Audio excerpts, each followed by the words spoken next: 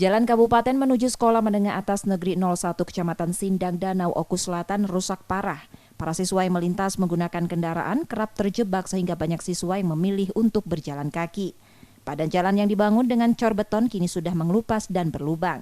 Jalan yang rusak sepanjang 700 meter dan telah menyempit. Beberapa titik di badan jalan pun telah membentuk genangan. Itu gimana saat melintas di sini? Agak takut. Takut itu takut kenapa itu? Ini sering jatuh, kemarin aja ini jatuh. Kondisi jalannya gimana itu? Jelek sampai Jelek. situ. Oh, ini jalan ini sudah sangat parah ini Pak. Sedangkan ini jalan ke kantor SMA, kantor camat. Ini sudah sangat parah sekali keadaannya ini.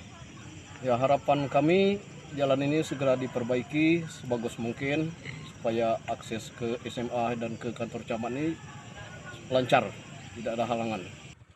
Selain akses sekolah, jalan ini merupakan akses menuju kantor kecamatan dan kantor penyuluh pertanian. Jalan ini ramai dilintasi warga saat pagi dan siang saat siswa bersekolah dan jam dinas kantor.